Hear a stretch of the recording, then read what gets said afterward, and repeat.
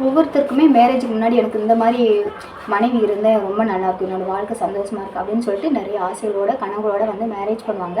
ஆனால் ஒரு சிலருக்கு வந்து கரெக்டாக அமைஞ்சிடும், ஒரு சிலருக்கு வந்து அவங்க நினச்ச மாதிரி வாழ்க்கை அமையாது. அதில் எந்த மாதிரி மனைவி அமைஞ்சால் எப்படி உங்களோட வாழ்க்கை இருக்கும் அப்படிங்கிறத ஒரு சின்ன டிப்ஸ் எடுத்து வச்சுருக்கேன், பார்க்கலாம். எந்த மாதிரி மனைவிகள் அமைஞ்சால் உங்கள் வாழ்க்கை சந்தோஷமாக இருக்கும், நீங்கள் நினச்ச மாதிரி இருக்கும் அப்படிங்கிறத. இப்போ இருக்க காலகட்டத்தில் இந்த மாதிரி மனைவி கிடைப்பாங்களா அப்படிங்கிறது சந்தேகம் தான். இருந்தாலும் நிறையா குடும்பத்தில் இருக்காங்க. ஓகேங்களா, இப்போ பார்க்கலாமா. உடம்புல வந்து பச்சை குத்தாமல் இருக்கிறவங்க, இப்போ எல்லாருமே வந்து டேட்டுன்னு சொல்லிட்டு நிறையா அங்கே வந்து பச்சை குத்தியிருக்காங்க. ஆனால் வந்து இப்போ இருக்க காலகட்டத்தில் யாருமே எந்த ஒரு இடத்துலையுமே பச்சை குத்தாமல் இருக்காங்க அப்படின்னா அவங்க அப்படிப்பட்ட மனைவி கிடைச்சிருக்காங்களா. அடுத்து வந்து பெண்ணிய வாதம் பேசாதவங்க, சரிங்களா.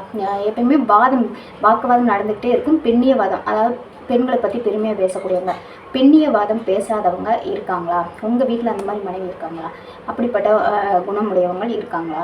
ஓகேங்களா. அடுத்து வந்து குழந்தைகளை வந்து அதிகமாக நேசிக்கக்கூடியவங்க.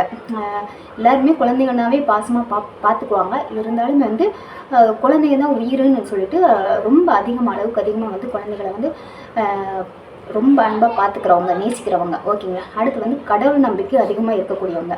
கடவுள் நம்பிக்கைனா எல்லா விஷயத்துலையுமே கடவுள் நம்பிக்கை இருக்குது, எல்லாருக்குமே கடவுள் நம்பிக்கை இருக்குது. இருந்தாலும் வந்து என்னென்னா என்ன சொல்கிறதுனா ரொம்ப ஈடுபாடோட கடவுள் நம்பிக்கையோடு இருக்கிறவங்க இந்த காலகட்டத்தில் அப்படி இருக்காங்களா அப்படிங்கிறத கவனிச்சுக்கோங்க. ஓகேங்களா. அடுத்து வந்து என்ன அப்படின்னா தன் குடும்பத்தை நேசிப்பவர்கள். என் குடும்பம் தான் எனக்கு உலகம், என் குடும்பத்துக்காக தான் நான் இருக்கேன், இந்த குடும்பத்தை அளவுக்கு அதிகமாக நேசிக்கக்கூடிய பெண். ஓகேங்களா. அடுத்து நிறைய ஆண் நண்பர்கள் இல்லாதவர்கள். இப்போ வந்து ஆண் பெண் எல்லாமே சமம் அப்படின்னா பாய்ஸ்க்கு வந்து இப்போ ஹஸ்பண்ட் இருக்காங்கன்னா அவங்களுக்கு கேர்ள் ஃப்ரெண்ட் நிறையா இருப்பாங்க, ஒய்ஃப் இருக்காங்கன்னா அவங்களுக்கு பாய் ஃப்ரெண்ட் நிறையா இருக்காங்க. ஆனால் வந்து கல்யாணத்துக்கு அப்புறம் எனக்கு வந்து என்னோடய ஹஸ்பண்ட் மட்டும் போதும் அப்படின்னு சொல்லிட்டு நிறைய பாய் ஃப்ரெண்ட் இல்லாத ஒரு பெண் இருக்காங்களா, உங்களுக்கு மனைவியாக அமைஞ்சிருக்காங்களா அப்படிங்கிறத பாருங்கள். நெக்ஸ்ட் வந்து என்ன அப்படின்னா கணவனை மதித்து நடக்கிறவங்க. கணவன் சொல்லே மந்திரம்னுட்டு என்ன சொல்கிறாங்க, அவங்க என்ன சொன்னாங்க அதை மட்டும் கேட்டுட்டு நடக்கக்கூடியவங்க, கணவனுக்காகவே இருக்கிறவங்க, கணவன் பேச்சு தட்டாமல் இருக்கவங்க.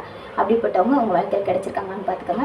அடுத்து எந்த விதமான போதை பழக்கமும், அதாவது பொடி புகழை அந்த மாதிரி நிறைய பழக்கங்கள் இருக்கும். அதில் வந்து போதை மற்றும் புகைப்பழக்கம், என்ன சொல்லுவோன்னா வெத்தலை பாக்கு, அந்த மாதிரி ஒரு சின்ன சின்ன விஷயம் பாக்கு போடுறாங்க. ஒவ்வொருத்தருக்கும் ஒவ்வொரு பழக்கம் இருக்கும். உங்களுக்கு அமைஞ்ச மனைவி இந்த மாதிரி ஏதாவது ஒரு பழக்கம், போதை பழக்கத்துக்கு அடிமையாக இல்லாமல் இருக்காங்களா அப்படிங்கிறத பாருங்கள். இப்போ நான் சொன்ன விஷயங்கள் எல்லாமே உங்கள் மனைவிக்கிட்ட இருக்கான்னு பாருங்கள். இது எல்லாமே இல்லை, இப்படி தான் இருக்காங்க அப்படின்னா நீங்கள் தான் கொடுத்து வச்சவங்க. அந்த கெட்ட பழக்கம் நான் சொன்ன விஷயங்கள் எல்லாமே, அதாவது எல்லா நல்ல குணங்களும் இருக்குது அப்படின்னா நீங்கள் தான் கொடுத்து வச்சவங்க. பிடிச்சிருந்தா லைக் பண்ணுங்கள், ஷேர் பண்ணுங்கள், கமெண்ட் பண்ணுங்கள். சப்ஸ்கிரைப் பண்ணாமல் சப்ஸ்கிரைப் பண்ணிவிட்டு பெல் ஐக்கானை கிளிக் பண்ணிட்டு ஆல் கிளிக் பண்ணுங்கள். அதை நான் போகிற வீடியோஸ் எல்லாமே உங்களுக்கு நோட்டிஃபிகேஷனாக வரும். ஓகேங்களா. ஓகே, பாய்ங்க.